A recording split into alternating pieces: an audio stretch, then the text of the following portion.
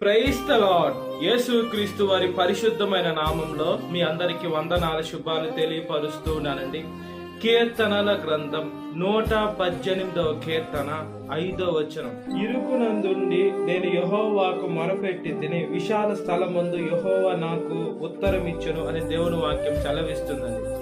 మన జీవితంలో కొన్నిసార్లు ఇరుకైన సమస్యలు, మనం ఇరుకైన పరిస్థితులు వచ్చినా కూడా మనం ఎప్పుడైతే దేవుడికి మొరపెడతామో దేవుడు మనకి విశాల స్థలములో మనకి జవాబునిచ్చేటువంటి దేవుడు అండి యేసుక్రీస్తు వారు.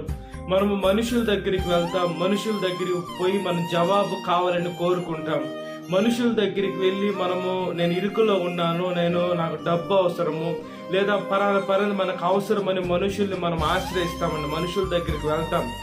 అయితే మనుషులు ఏం చేస్తారంటే మనకు సహాయం చేసేదానికో వాళ్ళకు ఉన్నా కూడా మనకి సహాయం చేయకుండా మనల్ని అవమానం చేసి పంపించే మనుషులు ఉన్నారండి ఈ లోకంలో. మనము ఏ మనుషుడి మీద మనం ఆధారపడ్డే, మన దగ్గర డబ్బు ఉన్నప్పుడు లేదా మన దగ్గర మంచి బలం ఉన్నప్పుడు మనము వాళ్ళకి సహాయం చేస్తుంటాం. అలాంటి మనుషులు తిరిగి మనకి సహాయం చేయాలన్నా కూడా వాళ్ళకి చేతులు రావు, మనసు రావండి. కొన్నిసార్లు పరిస్థితులన్నీ మన అనుకూలంగా ఉండవు, మనకి వ్యతిరేకంగా ఉంటాయి. అయితే మనం ఎప్పుడైతే మన ఇరుకైన సమయంలో మనం దేవుడికి మొరపెడతామో దేవుడు విశాలమైన స్థలము నుండి మనకు ఉత్తరం ఇచ్చేటువంటి దేవుడు అండి. మనం దేవుడికి ప్రార్థన చేయాలి. మనం అనుకుంటాం, ఏంది నా ప్రార్థనకి జవాబు రావటం లేదు, ఏమైపోయింది అని మన ఆలోచన చాలాగా స్విచ్ అవుతూ ఉంటుందండి. మనము మనుషుల్ని ఆశ్రయించకూడదు, కానీ మనం ఎప్పుడైతే దేవుడిని ఆశ్రయిస్తామో దేవుడే మనకు ఉత్తరం ఇస్తాను.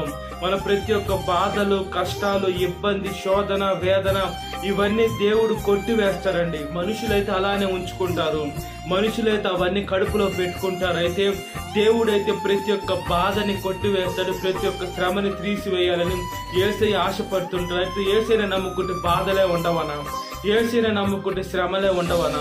ముందు నుంచి పుట్టుకలో నుంచి కూడా యేసయ్యని నమ్ముకుంటే ఇరుకులో ఉండేటువంటి జీవితం రాదనా అని మనం అనుకున్నప్పుడు ఖచ్చితంగా వస్తాయండి. దేవుడే శ్రమను అనుభవించాడు.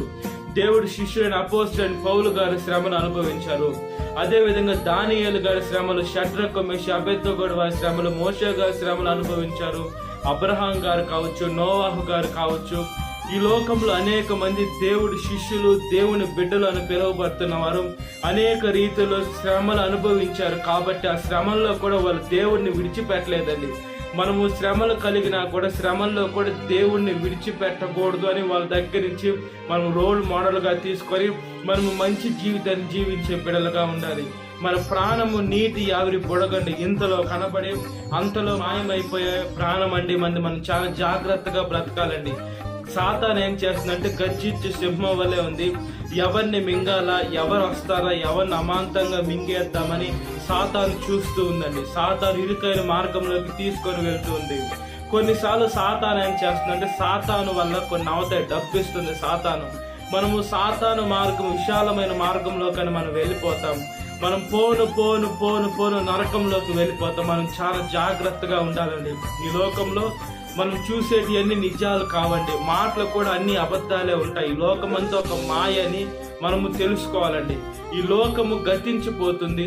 గొప్ప సొలొమోన్ మహారాజు గారు రాశారు, ఆయన గొప్ప జ్ఞాని అయి ఉన్నారు, ఆయన రాజ్యానికి రాజు అయి ఉన్నారు, దేవుని బిడ్డ అయి ఉన్నారు. అయినా కూడా ఆయన అన్య భార్యలతో కలిసి అన్య దేవతల బలిపీఠాలు, గుళ్ళు కట్టించి పాపంలో పడిపోయిన తర్వాత చివరి దినాల్లో మారి కొన్ని కీర్తనలు, కొన్ని సామెతలు, ప్రసంగి, పరం గీతములు ఇవన్నీ సొలొమోన్ మహారాజు గారు రాసి ఆయన అన్న మాట, ఈ లోకంలో సమస్తము వ్యర్థమని అన్నారండి. అంటే ఈ లోకంలో డబ్బు కోసము, ఆస్తుల కోసము, అంతస్తుల కోసము మనం ఏదేదో కావాలని మనం ప్రాకులు ఆడుతూ ఉంటాం. అది చాలా పొరపాటు. అవి మనం దొరకవు.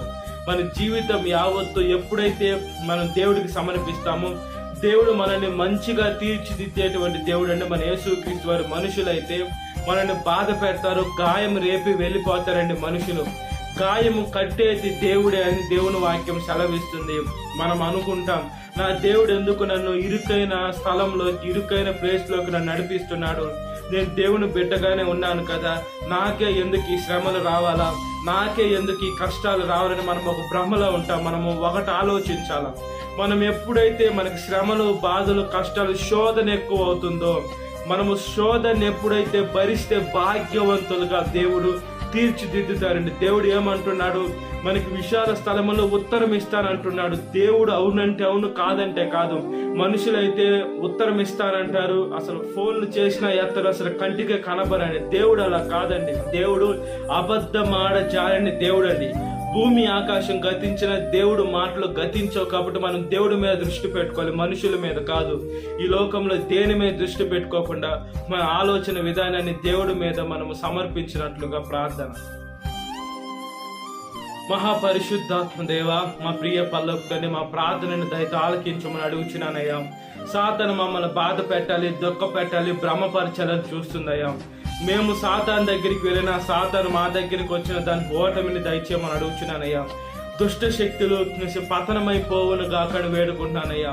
యేసయ్య, మాకు కొన్ని ఇరుకైన సమస్యలు వచ్చినా కూడా ఆ ఇరుకులో మేము ఎప్పుడైతే ఉపవాసాలుండి మీకు ప్రార్థన చేస్తామో దాన్ని విశాలపరిచేటువంటి దేవా స్తోత్రమయ్యా.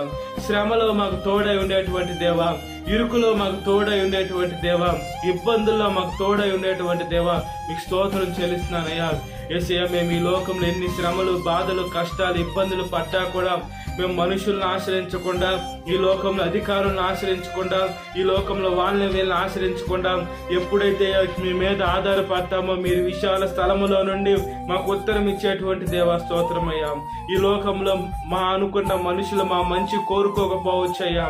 అయితే యేసే మీరు మా కన్న తండ్రి, యేసే మీరు మమ్మల్ని మీ కడుపులోనిచ్చి యేసే మమ్మల్ని కన్న దేవా, మీకు స్తోత్రం.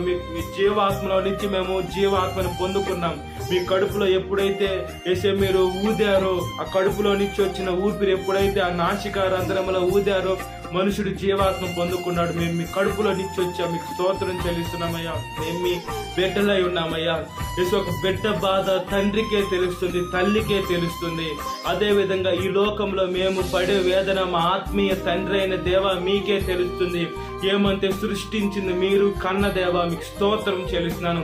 ప్రతి ఒక్క నాలుక మిమ్మల్ని స్తుతించి, ప్రతి ఒక్క మోకాలు మీ నామంలో వంగి, ప్రతి ఒక్క యవనస్తుని మార్చండి, ప్రతి ఒక్క యవనస్తురాలు మార్చండి. వాళ్ళ జీవితాలు చెడుపుకోకుండా, పాడు చేసుకోకుండా, ఈ లోకంలో శరీరాశ, నేత్రాశ జీవితంలోకి వెళ్ళకుండా కాపాడమని సాతాను శోధన ప్రతి ఒక్క బిడ్డను విడుదల దయచేయండి. ఈ వాక్యం వింటున్న ప్రతి ఒక్క బిడ్డని పేరు పేరు జ్ఞాపకం చేసుకొని దినకాలపు దీవెనతో నింపమని నజరేయుడైన యేసుక్రీస్తు వారి పరిశుద్ధమైన నామములో మిక్కిలి వినమ్రతతో అడుగుచున్నాను నా పరలోక తండ్రి. ఆమేన్. Praise the Lord. God bless you. Have a great day.